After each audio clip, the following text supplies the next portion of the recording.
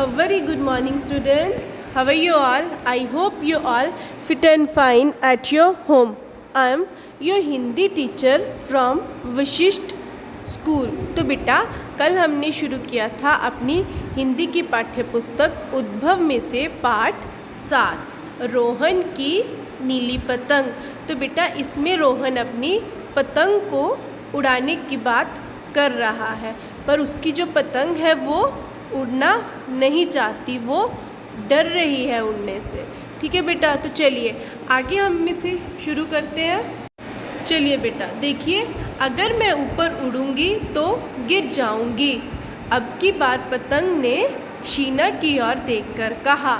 शीना कौन है बेटा? रोहन की बहन। उसने क्या कहा पतंग ने कि मैं अगर ऊपर उड़ूंगी तो मैं नीचे गिर जाऊंगी। अरे नहीं गिरोगी, और पतंगे भी तो उड़ रही हैं, शीना ने समझाया। शीना ने उसे क्या समझाया कि देखो और भी पतंगे उड़ रही हैं। पर पतंग फिर कुछ कहने को हुई, पर उसने उसकी बात ना समझते हुए फिर कुछ कहने की सोची। चलिए आगे देखिए बेटा।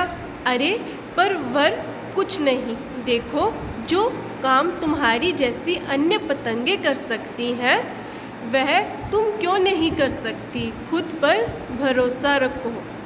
अगर मन में विश्वास हो और इरादा अटल हो तो हम मुश्किल से मुश्किल काम भी सरलतापूर्वक कर सकते हैं। रोहन ने पतंग का हौसला बढ़ाते हुए कहा।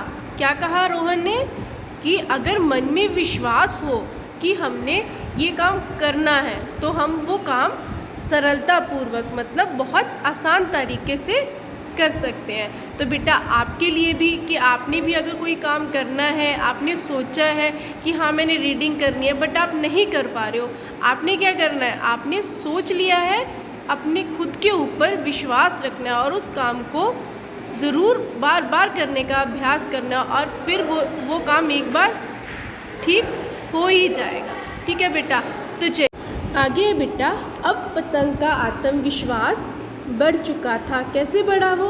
रोहन ने उसे कहा ना कि अगर मन में विश्वास हो तो हम मुश्किल से मुश्किल काम भी आसान तरीके से कर सकते हैं। ठीक है, चलिए। उसने मुस्कुराकर रोहन और शीना की ओर देखा।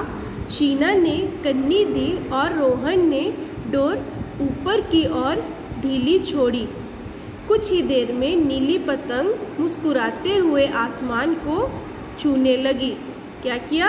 शीना ने कन्नी दी और रोहन ने डोर को ऊपर की तरफ ढीली छोड़ा और उसकी पतंग आसमान को छूने लगी। रोहन और शीना की खुशी का ठिकाना ना रहा। पतंग के बहाने रोहन और शीना भी यह बात अच्छी तरह समझ गए कि हम कोई काम तभी सीख सकते हैं जब उसे करने की सच्ची कोशिश करें। तो बेटा, आपने भी सीख लिया ना कि आपने कभी भी किसी काम को ये नहीं सोचना है कि हमें ये काम नहीं आता है, पर अपने मन में विश्वास कर लेना है कि आप ये काम कर सकते हो और वो काम आपका बड़े आसान तरीके से हो जाएगा। ठीक है बेटा, आपको इस कहानी से शिक्षा मिलती है ना कि हमें कभी भी अपने ऊपर से विश्वास नहीं तोड़ना चाहिए। खुद पे विश्वास रखोगे तो हम वो काम आसान तरीके से कर सकते हैं।